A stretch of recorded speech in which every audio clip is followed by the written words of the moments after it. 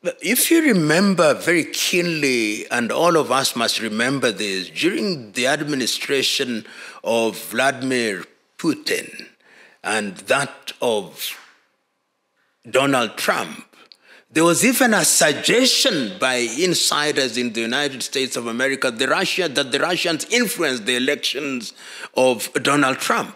That tells you that there was some kind of rapprochement, some kind of dalliance between the administration of President Putin and the administration of President Trump, which was based on an understanding that you keep your territory, we keep our territory, and cohabit where it is necessary diplomatically, economically, and politically.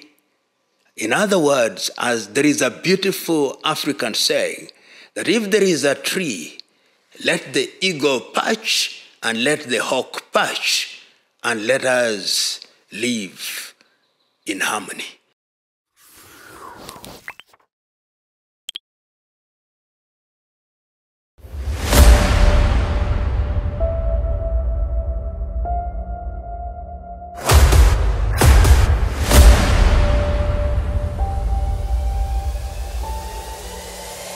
This is the journey to one Africa.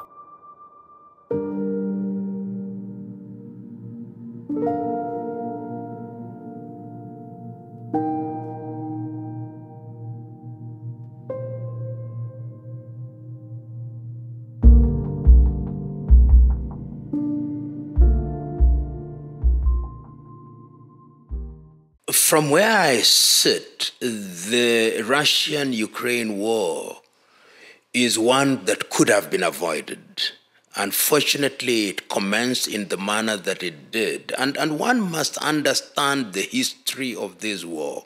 It must be understood in the context of the collapse of the Soviet Union and the re-emergence of the Russian Federation as we know it. And of course, we know what then happened with the former component states of the Soviet Union, with the Ukraine herself going through a referendum and becoming a republic, and the Russian Federation becoming what it is now. And the assurances in the 1990s by NATO that they would not allow former countries in the former Soviet Union, which are geographically contiguous to the Russian Federation, to become members of NATO. It is in this context that for a long time, Ukraine was seen as a country that would remain neutral in the sense that it would not join NATO. The same was true of the Baltic states of Latvia, Lithuania, and Estonia. The same was also true with Finland, and many of those who understand history will always understand, depending on where you sit, the doctrine of Finlandization. And this was meant to give Russia the comfort that there would be no military threat to you. And successive American heads of states and successive leaders in Ukraine post the collapse of the Soviet Union have behaved in a manner that was consistent with that agreement in order to ensure peace. Comes Zelensky. Then he takes a totally different path. And he takes the path of saying that we are no longer going to be, in his words, a satellite state of Russia. And come an administration in the United States of America under Joe Biden, which thinks that we've got to reclaim our territory and expand, effectively reneging on the agreement that was entered into with Russia, complete with an application or an indication by the Ukrainian government that we want to join NATO, we want to join the EU, and we want our agreement with NATO, our application with NATO to be fast-tracked. And when you do that under the NATO treaty in 1949, you attack any NATO country, then you'll be an enemy of all the NATO countries. And Russia is alarmed. And Russia then chooses to engage in what they call a special operation to neutralize this. And that is, in brief, what brought us where we are. And 2 years down the line, this conflict is alive and well, largely because the United States of America have been urging the administration of Zelensky to continue. The European Union has been urging him to continue, so that effectively what started as a special operation has now become a full-fledged proxy war that is being conducted by Western Europe against Russia. That is effectively what is happening. In my view, had Ukraine been left on its own, this war would have ended within 6 months. But it cannot end now. They have waded so deep into blood that to go back is as tedious as to go forward, to use that famous line from William Shakespeare. In my view, they have nothing to gain other than to believe and to continue to believe that they are the greatest power on earth. They are hegemon. And I believe that the more they keep Russia occupied in that war and they use it as a theater of testing their new weapons, that is perhaps the best that they gain. And what they do is to their military industry also gains. In fact, there are commentators that have said, including the Secretary of State of the United States of America, that whatever donations or whatever support we give to Ukraine, most of it remains in the United States of America because we use it to buy arms for them. So if you ask yourself, in truth, it is the kind of war that the United States of America does not need. It does not need it because it doesn't give any benefits to them. But remember that when you are a military hegemon in the manner that the United States of America is, and you see a rising power in the form of Russia, then this is designed to checkmate Russia, to keep Russia busy and to ensure, in their view, that Russia does not make forays into their spheres of influence in Latin America or their emerging influence in Africa and even in Asia. That perhaps is the value from where I sit. Other commentators and other analysts may think otherwise.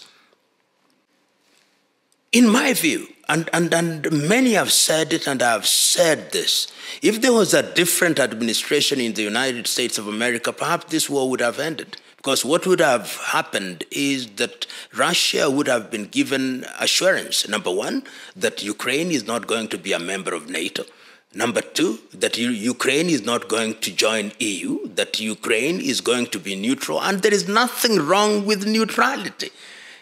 Switzerland has demonstrated to us that you can be neutral and survive. You are available. And Ukraine, in my view, in its best interest, should be neutral. Because look at this. This is a country that supplies the world with grain and fertilizer. You can do that to Europe. You can do that to Africa. You can do that to other parts of the world without being politically allied or aligned in any way. But to choose to create an enemy with people who are fundamentally your kith and kin is, in my view, completely misadvised, because it is your sons and daughters and your institutions and your installations that are suffering. If you look at the population of places like such as Luhansk, Donetsk, Crimea, and Donbass, you'll find that they are people of Russian origin and people of Ukrainian origin. These are brothers and sisters. Why should you be made to fight and to create enmity for life by people who are several thousands of miles removed from you? This is the kind of reflection that one would have wanted to see happening in the administration in Kiev. And many have tried to persuade the Kiev administration to think in this direction. This thinking has come from President Erdogan in Turkey. This thinking has come from individuals in Belarus. And this thinking has come from President Putin in Moscow. But The handlers of President Zelensky from where I sit are telling him from Bonn, from Brussels, from London, and from Washington, continue with the war. And in fact, when you listen to some of the rhetoric in the unguarded moments of people from the West, they say, we will not stop until we win this war. It's as if they are the ones fighting Russia in the unguarded moments. To what end? And history has been consistent. People have been made to fight proxy wars, and they, at the end, are the ones who suffer. Because when it comes to rebuilding, I think this is what Western Europe is now saying. When it comes to rebuilding Ukraine, it is our companies that are going to rebuild Ukraine. We are the ones that are going to supply arms to Ukraine. So there is also an economic angle to all these, which the Ukrainian administration is incapable of seeing at this stage because they are so preoccupied, they are so consumed with anger, they are so consumed with this misguided belief that membership in NATO or membership in the European Union is going to be the magic wand that will save Ukraine from the Russians. I think there is a sense in which the population in the United States of America and even politicians from across the political divide are getting tired. They are saying, we have our own domestic problems in the United States of America. Why are we funding this war? What is the value of this war? And I've heard some commentators saying that America has been involved in these kinds of wars over the years. We were involved in Vietnam. We lost our men and women. We suffered economically and diplomatically. We were involved in Afghanistan. We suffered politically and diplomatically. We were involved in Iraq. We suffered diplomatically and politically. We cannot get out of Syria. And with the coming of the war in Gaza by Israel, the appetite for the war in Ukraine is not there. And in fact, remembering that America is going into elections later in the year 2024, there are those who are inclining towards a Republican candidate in the hope that when a Republican candidate is elected and the candidate they are naming is Donald Trump, then these wars will end. That tells you that the appetite for this is disappearing, and that is why people in the United States Congress and in the political class are saying, let us not use this money in this manner. It doesn't help us. It doesn't help anybody. It is only destroying our relationship with a country that you cannot ignore. You cannot ignore Russia. You cannot, even if you wanted. And in fact, what has emerged is that when people thought that through sanctions you could destroy Russia, it has emerged that they have become politically very nimble and agile, and their economy is even projected to grow under a regime of sanctions. So that is the attitude that one sees emerging in the United States of America, loss of appetite for throwing good money after bad. If you look at the history, not only of Russia and many countries, when you are in the stage in which you are, it is not the best time to change the ship's captain. I have no doubt in my mind that barring disaster, Vladimir Putin will be elected as the president of Russia. The US is a very tricky environment. You cannot, even if I look at my political crystal ball, it is not easy to predict. But if you look at what is happening now, if the two wars continue, the war in Ukraine and the war in Gaza, and they continue in the trajectory in which they are, and there is no court order barring Donald Trump, who is likely to be the Republican presidential candidate, it is not going to be easy for Joe Biden. So I wouldn't myself, without attempting to predict, I wouldn't be surprised if Donald Trump is the president of the United States of America come January the year 2025. You know, Donald Trump has a very different approach to how to run the United States of America. He says America first. Remember when he was a president during his first term, he was saying, we have funded NATO for too long. We have funded Europe for too long. The time is now for us to look inside of the United States of America and deal with the things that are in the best interest of the United States of America. In other words, funding would dry up for Zelensky and the Ukrainians. In other words, funding would dry up for Benjamin Netanyahu and the Israelis. Funding would dry up for many of these multinational organizations which are funded largely by America. And when funding dries up, activity slows down. So I think that if there is an administration of the Republicans led by Donald Trump in the United States of America, many of these wars that are taking place would ultimately be resolved.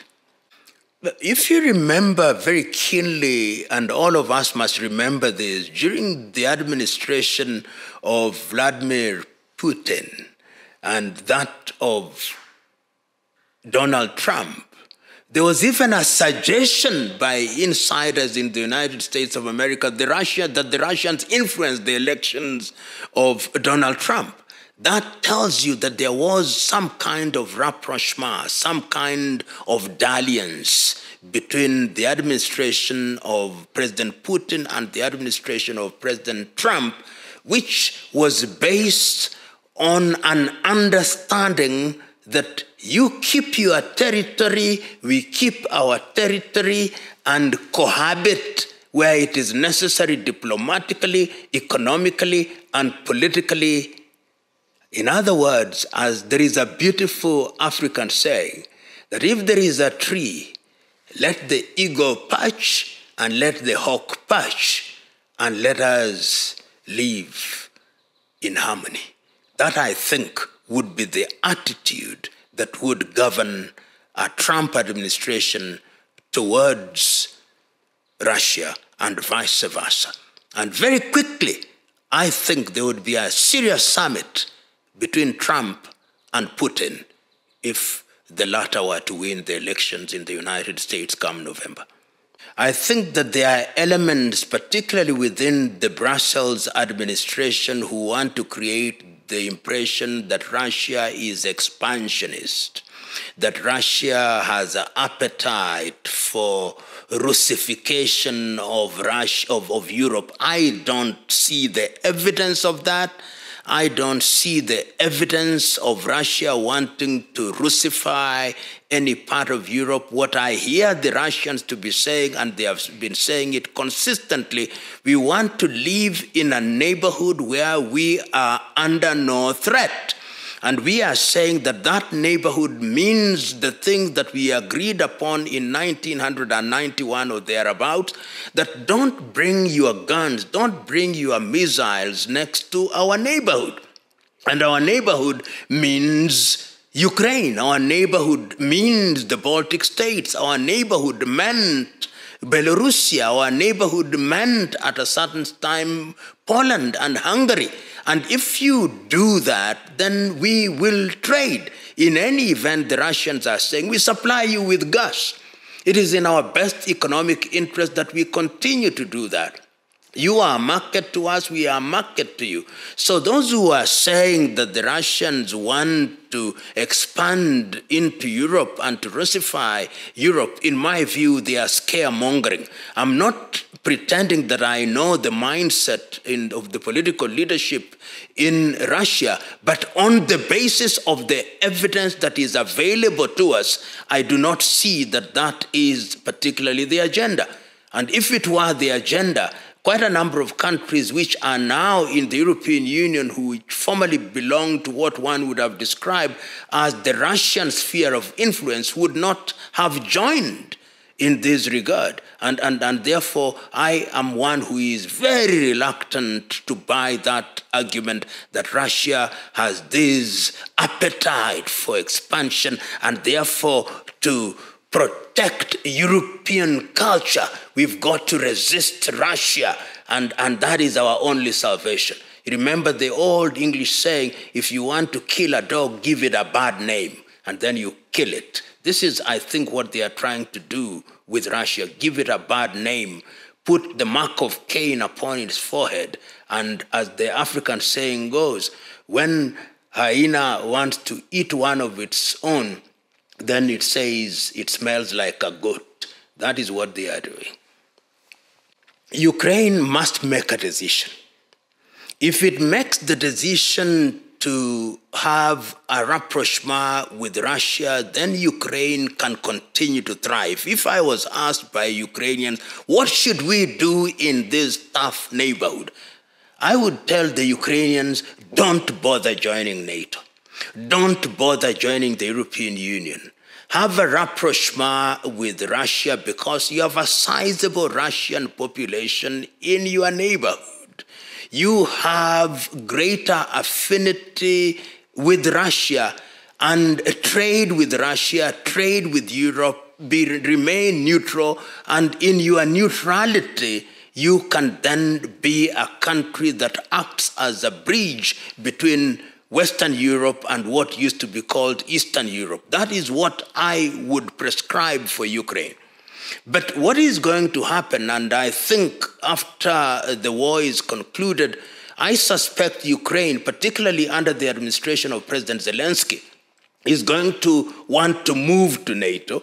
They are going to want to move to the European Union.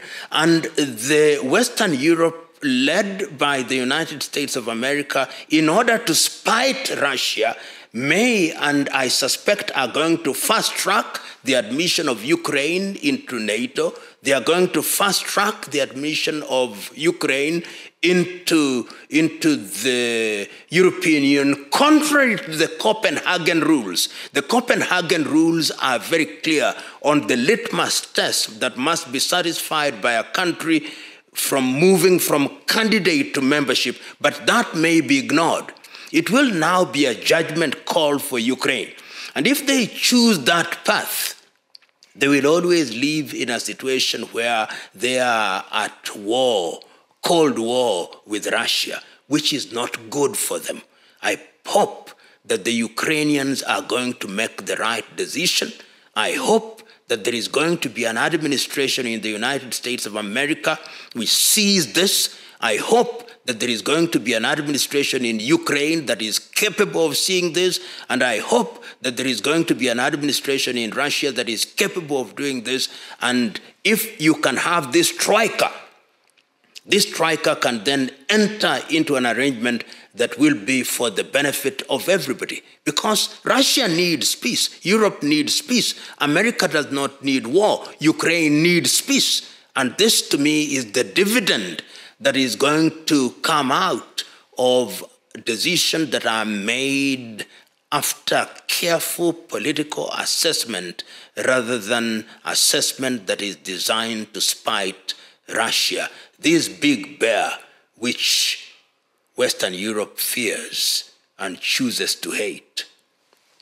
When we were young and curious, we used to be told that the whole idea about nuclear armament is that it creates what is called MAD, mutually assured destruction. Because I know you have a nuclear device, and you know I have a nuclear device, then we are at peace. And I believe that there are men and women in positions of authority for the moment who know, or if they don't, must recognize that a nuclear war will spare none.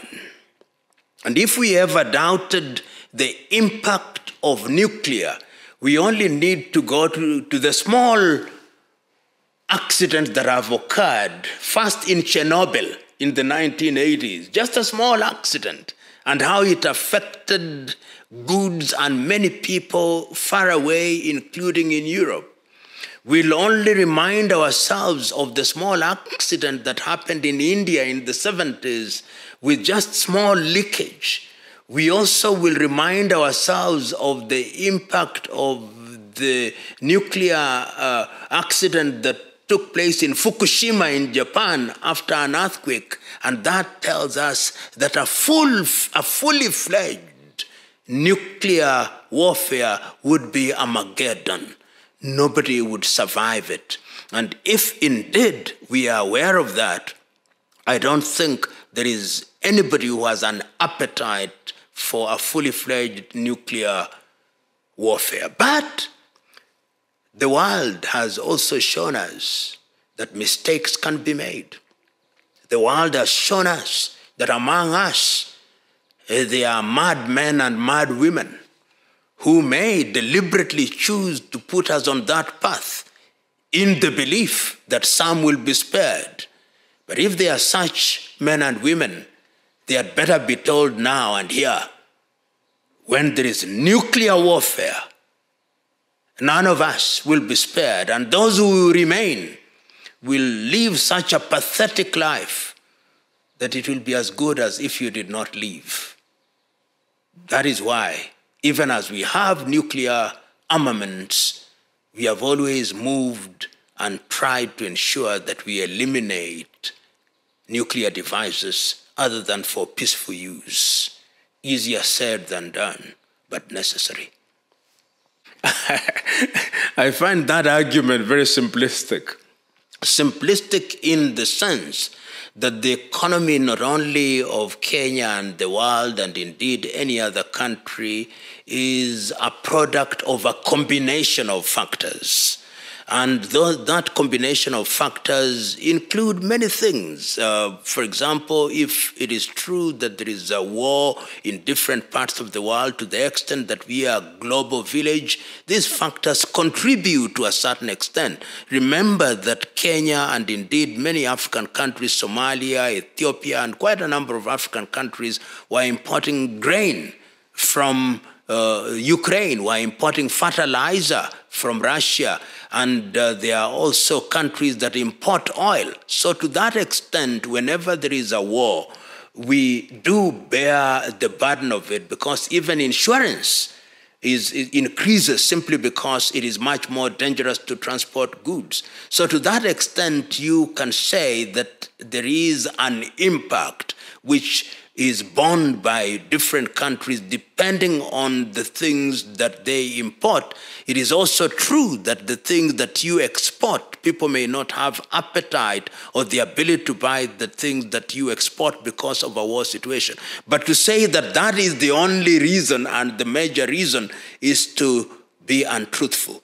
The reality is that we have a combination of factors, both external and internal, which have an impact on economic realities in our country. And Ukraine is not Kenya's major trading partner. Not even Russia. These are not our major trading partners. If you look at our major trading partners, they are in our neighborhood. They are Uganda. They are Tanzania. These are our major trading partners. These are the ones that we should talk about. And the other thing that affects us is because our currencies are dollar denominated. And the other thing that puts us in the situation in which we are, of course, externally, is because of the IMF World Bank conditionalities, which are reminiscent of the structural adjustments that we had in the 1980s, where the World Bank comes here and tells us, devalue your currencies so that our exports are cheaper, our imports are more expensive. And of course, when they say that, we then have to adjust our taxes in order to pay our loans, which become more expensive. We adjust our taxes in order to finance our governments, like in the government of Kenya is one of the most expensive to run relative to our GDP, and it affects Kenya and other countries. And that is where we find ourselves at. But to say that there is a single factor which is contributing to this is not to understand the dynamics of economics, both domestically and externally. In 1961, the Nonaligned movement was formed at that time by Joseph Broz Tito, Nasser of Egypt, Nkrumah of Ghana, Sukarno of Indonesia. The argument was that the world was bipolar. You had at that time the Soviet Union on the other side and the United States on this side with its allies, the Soviet Union on this side with its ally. And if you remember at that time, there were two major military pacts, the NATO alliance and the Warsaw Pact. After the collapse of the Soviet Union, then Americans became dominant, but we are now seeing a world where there are emerging powers. The world is becoming much more multilateral. The United States of America is beginning to lose its hegemonic powers. Europe is beginning to lose its hegemonic powers. New powers are rising. The Russians, whether you like it or not, are beginning to have their foothold in different parts of the world, in Latin America, in Europe, and in Africa, the Chinese, the Indians. And Africans, for some reason, we remain weak. Politically, Africa is weak. Economically, Africa is weak. Diplomatically, Africa is weak. Begging the question that is being posed, should Africans take sides? Not necessarily. Africans should have what I call a moral compass. And a moral compass enables you to make a determination as to what is morally right. And what is morally right is to take sides with the side which has the truth on its side. That is what the non-aligned movement called non-aligned but positively neutral. So diplomatically, I would not fault any African nation that says, and many African nations actually have actively supported Russia in the war between Russia and Ukraine. And the argument has been simple. They have said, during the struggle for independence, the Russians were with us. They were with us when the French were against us, when the English were against us, when the Portuguese were against us, when the Dutch were against us, when the Italians were against us, when the Belgians were against us, the Russians were with us. And they even created an environment where our young civil servants went to study in Russia at the Friendship University. And they have always been with us. They don't abuse us. This is the reason why many African countries actually support Russia in this regard. And I don't fault them. I don't fault them because they have a reason. They remember that one good turn deserves another. But they are not, even as they are saying so, they are not saying that death of anybody is good. No. They are simply saying, when we look at the totality of the picture, this is the side that we sympathize with.